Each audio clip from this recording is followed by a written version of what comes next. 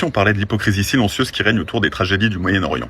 On parle trop souvent du conflit israélo-palestinien, mais qu'est-ce qu'il en est des autres drames qui déchirent la région?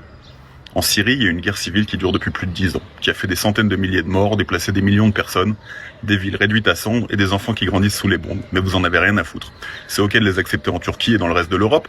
Eux, vous en voulez bien, mais les Palestiniens, vous en voulez pas. Ils ont leur terre, elle leur appartient, mais vous en voulez pas en fait. En Iran, on va parler de la répression des manifestants politiques, des exécutions des prisonniers politiques, la discrimination subie par les minorités ethniques ou religieuses.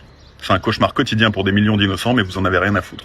Au Yémen, le plus grand désastre humanitaire de notre époque se poursuit dans l'indifférence. Il y a une guerre oubliée qui a affamé un peuple entier, des enfants qui meurent de faim et de maladies évitables. Vous en avez rien à foutre.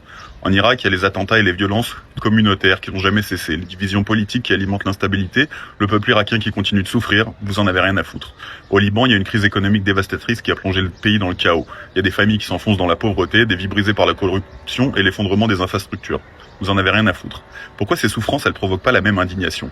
Pourquoi on défile pas dans les rues pour les Syriens, les Iraniens, les Yéménites, les Irakiens ou les Libanais? L'indignation sélective, c'est une forme d'hypocrisie. Alors au lieu de fermer les yeux, tu ferais bien de te regarder dans le miroir. En fait, tu t'intéresses au conflit israélo-palestinien parce que c'est le miroir de tes conflits intérieurs. Israël, c'est ton idéal. Ton idéal, c'est l'éducation que t'as reçue de tes parents. C'est tout ce que t'as reçu et parfois t'oses pas critiquer. Et la Palestine, c'est ta lutte. C'est la lutte pour faire ta place dans la société, dans ta famille, peu importe. Et en fait, quand tu galères, tu t'identifies. En fait, voilà, c'est l'identification à l'oppression. C'est l'origine du mot palaest. Palaest, ça veut dire lutter en grec, et c'est là que t'en es dans la vie. Donc au lieu de regarder les autres, commence par te regarder toi-même. Tu verras que tu rendras service à beaucoup de monde, et surtout à toi. Passe une bonne journée.